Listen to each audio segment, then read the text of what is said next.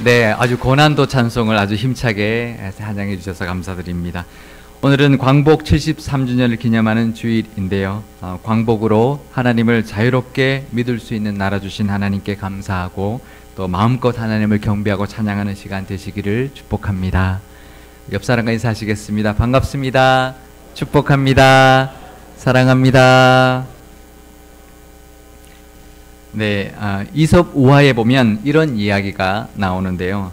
두 원수가 공교롭게도 같은 배를 타고 바다를 건너게 되었습니다.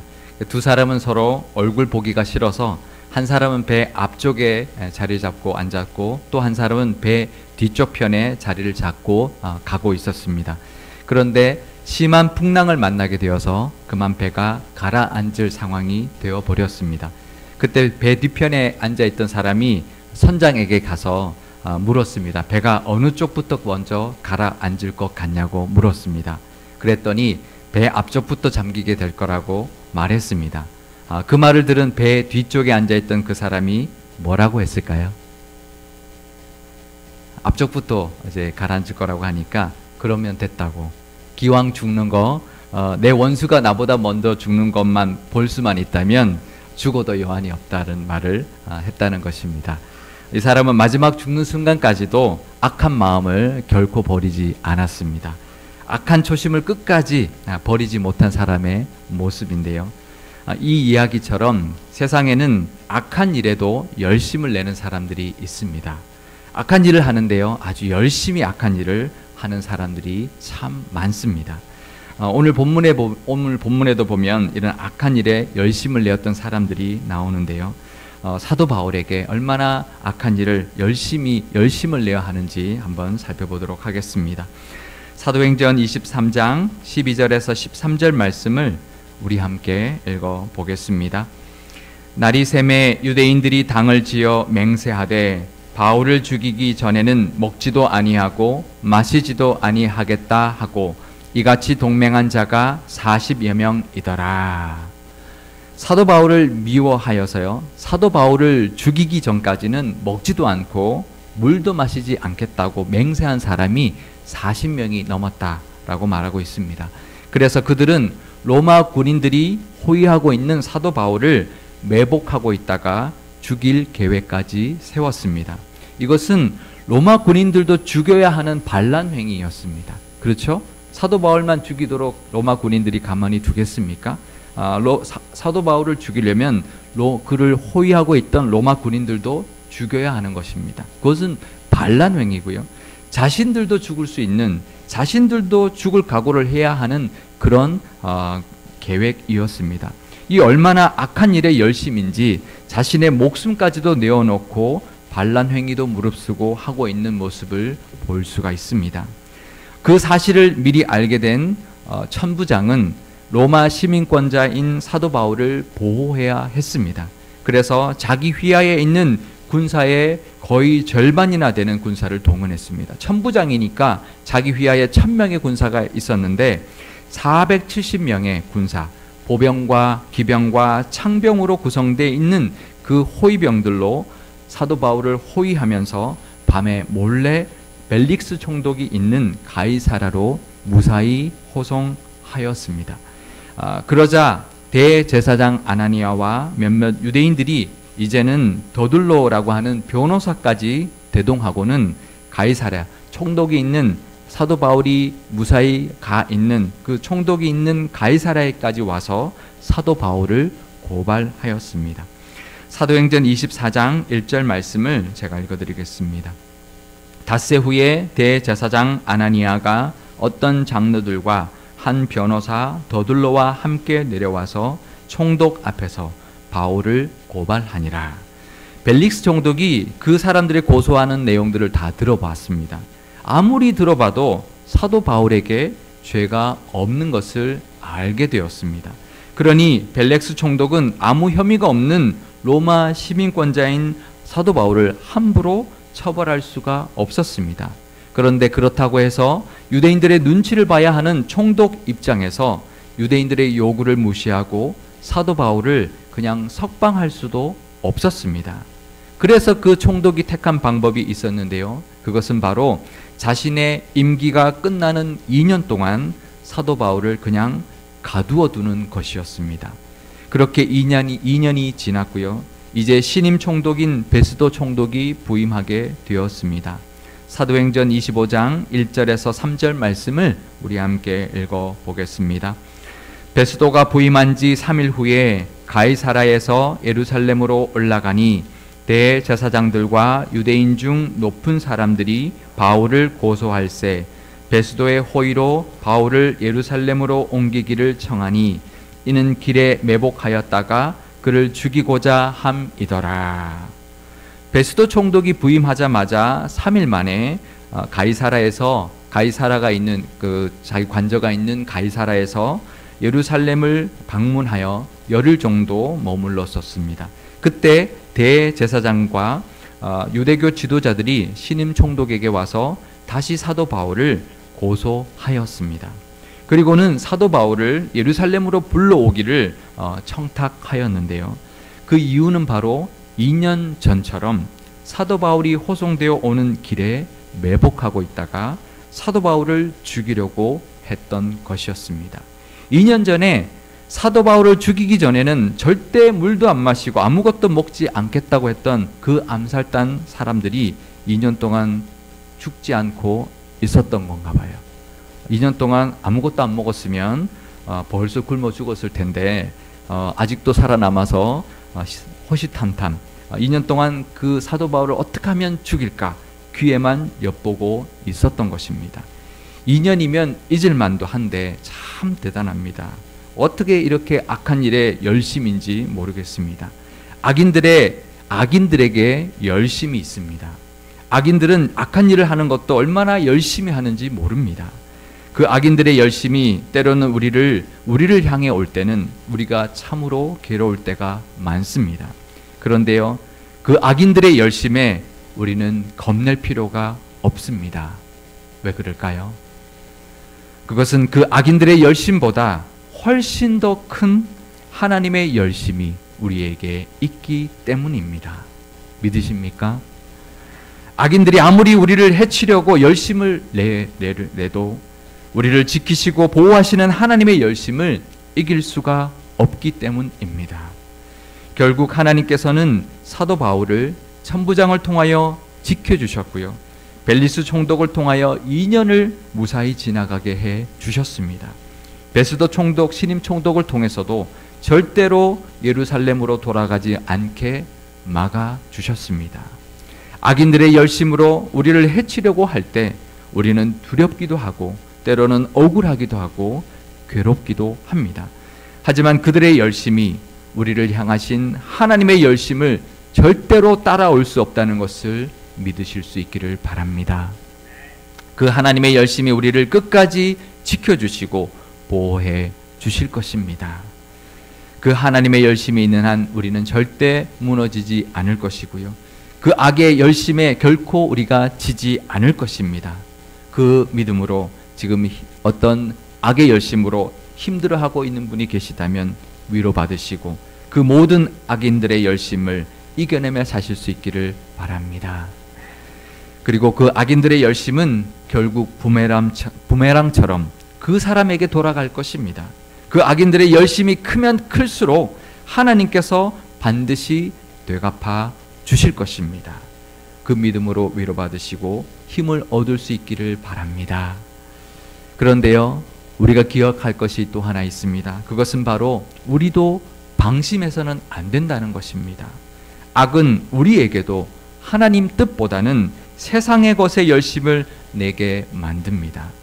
욕심의 눈멀어 탐욕을 부리는 것에 더 열심을 내게 하려고 악은 호시탐탐 우리를 노리고 있기 때문입니다. 사도행전 24장 24절에서 26절 말씀을 제가 읽어드리겠습니다. 수일 후에 벨릭스가 그 안에 유대 여자 드루실라와 함께 와서 바울을 불러 그리스도 예수 믿는 도를 듣거늘 바울이 의와 절제와 장차 오는 심판을 강론하니 벨릭스가 두려워하여 대답하되 지금은 가라 내가 틈이 있으면 너를 부르리라 하고 동시에 또 바울에게서 돈을 받을까 바라는 거로 더 자주 불러 같이 이야기하더라.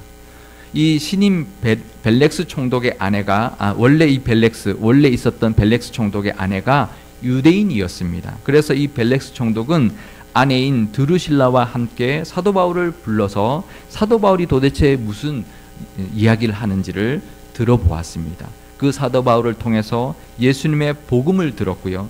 사도 바울이 전하는 의와 절제와 장차 올 심판에 대하여 두려운 마음까지 들었습니다. 하지만 이 벨렉스 총독은 그 즉시 하나님의 은혜를 받아들이지 않았습니다. 사도 바울을 그냥 돌려보냈습니다. 그리고는 틈이 생기면 사도 바울을 다시 부르려고 했습니다. 그런데 그 틈을 악은 가만히 두지 않습니다. 그 틈을 타고 악은 열심을 내어서 벨릭스 총독의 마음에 탐욕을 불어 넣었습니다. 벨릭스 총독은 결국 은혜 받는 기회를 놓쳐버렸고요. 탐욕의 눈멀어 사도 바울에게 뇌물을 받는 사람이 되어 버렸습니다. 은혜 받는 기회였는데 그 기회를 잠시 멈추고 나니까 그 틈을 타 악은 열심을 내어 그 벨릭스 총독에게 뇌물을 바라는 그 마음을 심었던 것입니다. 벨릭스 총독은 복음을 듣고도 하나님을 향한 열심을 내기보다는 탐욕과 부귀영화에 더 열심을 내는 사람이 되어 버렸습니다. 이것이 바로 악의 열심입니다. 악의 열심은 우리에게서도 은혜를 빼앗아가려 합니다. 헛된 것에 눈멀어서 살아가도록 끊임없이 우리를 유혹하고 있습니다. 악의 열심은 우리로 하여금 하나님의 뜻의 열심을 내며 사는 것이 아니라 내 욕심의 열심을 내며 살게 만들고요. 탐욕의 눈물로 세상 것을 탐하며 살아가게 만듭니다. 우리는 그 악의 열심에 절대 넘어가서는 안 될 것입니다. 지금 이 시간 나 자신을 한번 돌아보실 수 있기를 바랍니다. 내가 지금 어디에 열심을 내고 살아가고 있는지를 돌아보는 시간 되시기를 바랍니다. 그런데 내가 지금 어디에 열심을 내고 있는지 어떻게 알 수 있을까요? 열심이라는 그 단어를 한자로 준비해 왔습니다. 그 한자를 보면 뜨거울 열자에 마음 심자를 쓰고 있습니다.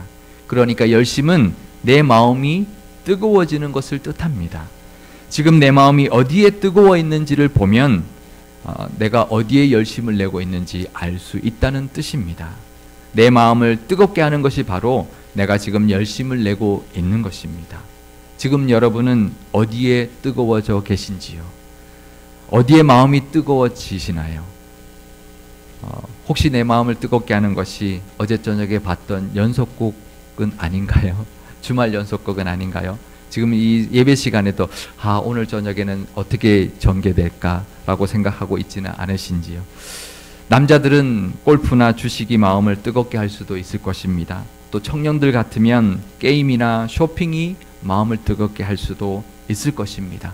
내가 지금 헛된 것에 열심을 내고 있지는 않는지, 내가 지금 세속적인 것에 열심이지는 않는지, 아니면 내가 지금 악한 것에 열심을 내고 있지는 않는지 돌아보실 수 있기를 바랍니다. 그것을 깨닫는 은혜가 이 시간에 있으시기를 바랍니다. 물론 나를 즐겁게 해주는 취미는 있어야 합니다. 하지만 그것을 향한 내 열심이 하나님을 향한 열심보다 앞서거나 더 커서는 안 될 것입니다. 취미를 위해서도 열심을 내십시오. 하시는 일에 대해서도 열심을 내십시오. 하지만 그 열심이 하나님을 향한 열심보다 앞서게 하지는 마시기 바랍니다. 그 열심이 하나님의 뜻을 행하는 그 열심보다 더 커지게 내버려 두지는 마시기 바랍니다. 하나님은 오직 우리를 향해서만 열심을 내시는 분이십니다. 하나님은 이 세상의 그 어떤 것보다도 우리에게 열심을 내시는 분이십니다. 그 하나님의 열심을 보여준 사건이 바로 십자가의 사건이었습니다. 십자가만큼 우리를 사랑하는 데 열심인 증거가 어디 있을까요? 자신을 십자가에 못 박혀 죽이시기까지 우리를 위해 열심을 내셨던 그 예수님의 은혜가 늘 우리와 함께하고 있다는 것을 꼭 기억하실 수 있기를 바랍니다. 그런데 제가 이 말씀을 준비하면서 묵상하면서 깨닫게 된 것이 하나 있습니다. 그것은 우리를 향하신 하나님의 사랑의 열심이 십자가에서 그게 달했던 것이 아니라는 것입니다. 십자가에서 최고조가 되었던 것이 아니라는 것이었습니다. 우리를 향하신 하나님의 열심은 십자가에서 최고였던 것이 아니라 하나님의 열심은 태초부터 지금까지 한 번도 변한 적이 없었습니다. 늘 똑같으셨습니다. 그 변함없는 하나님의 열심이 십자가에서 나타났던 것 뿐이었습니다. 십자가에서 자신을 죽일 정도의 그 열심, 십자가에서 아들을 죽일 정도의 그 열심을 하나님께서는 태초부터 지금까지 우리에게 베풀고 계신다는 것을 깨닫게 되었습니다. 그 하나님의 열심은 늘 똑같다는 것 기억하실 수 있기를 바랍니다. 마치 빛이 달려가는 속도가 늘 똑같듯이 칠흑 같은 어둠 속에서나 대낮의 강렬한 태양 아래서나 늘 그 빛이 달리는 속도는 똑같듯이 공기가 하나도 없는 우주에서나 깊은 바다 속에서나 늘 빛은 똑같은 속도로 달려가는 것처럼 부잣집 거실 천정에 매달려 있는 화려한 샹들리에 불빛에서나 가난한 초가집 자그마한 초롱 불빛에서도 불빛이 날아가는 속도는 늘 똑같듯이 우리를 향하신 하나님의 사랑의 열심은 늘 똑같으셨습니다. 우리가 엉뚱한 것에 열심을 내고 있을 때에도, 우리가 죄악 가운데 하나님을 배반하는데 열심을 내고 있을 때에도 우리를 향하신 하나님의 열심은 늘 똑같으셨습니다. 로마서 5장 8절 말씀을 우리 함께 읽어보겠습니다. 우리가 아직 죄인 되었을 때에 그리스도께서 우리를 위하여 죽으심으로 하나님께서 우리에게 대한 자기의 사랑을 확정하셨느니라. 아멘. 그 하나님의 열심으로 구원받았고 은혜 받으며 살아가고 있으시다면 이제 그 변함없으신 하나님의 열심에 감사하며 사실 수 있기를 바랍니다. 그 하나님의 열심에 힘을 얻어서 하나님이 기뻐하시는 일에 열심을 내며 사실 수 있기를 바랍니다. 사도 바울은 자신의 억울함을 호소하는 데 열심을 내지 않았습니다. 내가 억울합니다. 총독 각하여 나는 억울합니다. 라는 데 열심을 내지 않았습니다. 사도 바울은 자신에게 주어진 모든 기회를 자신의 석방을 위하여 열심을 내지 않았습니다. 오직 복음을 전하는데 열심을 내며 살았던 사람이었습니다. 사도 바울처럼 살면서 우리에게 주어지는 모든 기회에 하나님의 나라를 위하여 열심을 내며 사실 수 있기를 바랍니다. 예수님처럼 하나님의 뜻과 사랑을 위하여 열심을 내며 사실 수 있기를 바랍니다. 사도 바울처럼 복음에 뜨거워지시고 엠마오로 가던 두 제자들처럼 말씀에 뜨거워지시기를 바랍니다. 그래서 기도와 찬양에 열심을 내며 사는 저와 여러분 되시기를 축복합니다. 우리 교회도 하나님의 열심에 함께하는 교회가 되기를 축복합니다. 그래서 하나님께서 우리 교회를 향해 어떤 열심을 내기를 원하시는지를 깨닫고 그 열심을 이루어드리는 우리 상일교회와 상일교회의 모든 성도님들이 다 되실 수 있기를 주님의 이름으로 축원드립니다. 기도하시겠습니다.